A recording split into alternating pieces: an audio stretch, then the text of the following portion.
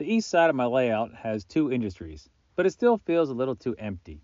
So it's time to fire up the resin printer. I found this coal company house object out in the internet someplace. If I can find a link, I'll link it below. They're perfect for some company houses to fill that space. After a quick orientation of the house, adding some supports, a quick duplication, it looks like 5 houses will fill the entire build plate. Slicer says 4 hours till done. And here we have the printed house. There's just something so satisfying about removing supports. It's kind of like eating potato chips. After curing, the resin is safe to touch without gloves, and you can really see the fine detail starting to pull out of these houses.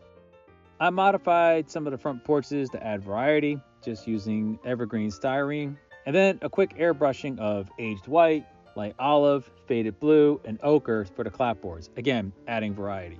The roofs were all painted the same color. I started with medium dark gray. Don't forget the eaves. And while the paint was still wet, I came back with a lighter gray and blended it into the roof using a stiff, flat brush and just dabbing it in places.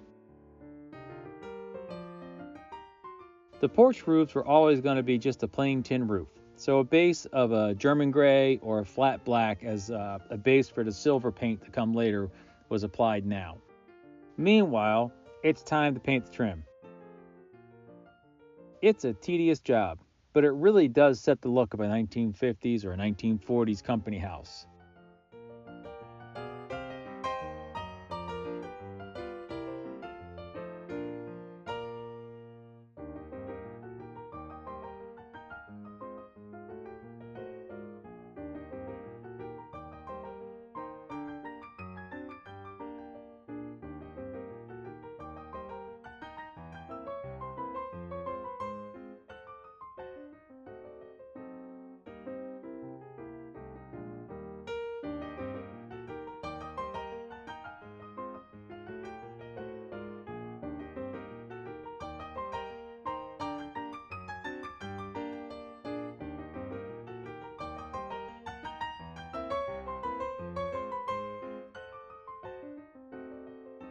Now back to the space. I built up a small ridge from foam and plaster cloth, and I had to figure out where the houses would go and the country store that I built a long time ago. Once that was all figured out, it was just a matter of adding ground cover and some trees, and here are the houses on the layout.